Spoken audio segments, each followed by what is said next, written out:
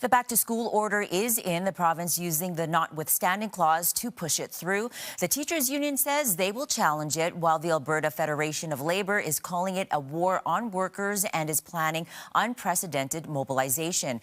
Joining us now to go through all of this is Labour relations expert Jason Foster. First, Jason, your reaction to the notwithstanding clause being used? Well, it's in terms of Alberta, it's unprecedented. I would argue that it's excessive. And it's an admission that they know that the legislation that they passed early this morning is unconstitutional. It tramples on the rights of teachers in significant ways, and this is just the government's attempt to be able to get what it wants without having to deal with any of the consequences of it. Now, these teachers are forced to take a contract they rejected twice. What was the purpose of the strike all about then? Well, I mean, teachers might be sort of asking themselves that. I mean, I think the teachers were very clear that their priorities were about trying to deal with class sizes, deal with classroom complexity in order to improve classroom conditions, which of course are teachers' working conditions. And the government just never really wanted to take those issues seriously. And because they're the government, they have these tools that no other private sector employer ever has to be able to just end the dispute without actually having to deal with the core issues. And so I can appreciate that teachers must be feeling very frustrated this morning, that they tried to get their voice heard and the government wasn't listening.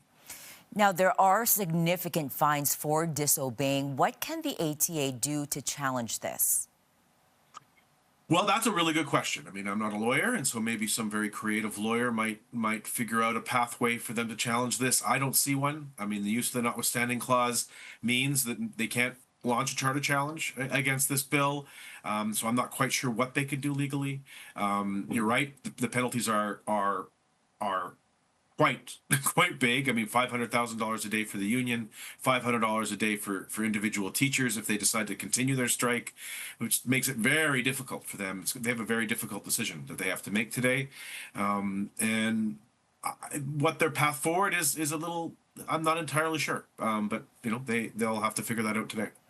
Other labor groups are promising unprecedented mobilization. What could come of that? I think many things. I mean, we've never been here in terms of Alberta labor history, and so we're in a bit of uncharted territory. So it's a bit hard to guess, but it could take a number of forms. We could see large protests.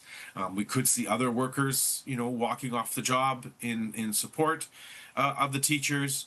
We could see more creative solutions. You know, I'm wondering if we might, for example, see a raft of recall petitions against UCP MLAs. That would be a creative way to protest, I think.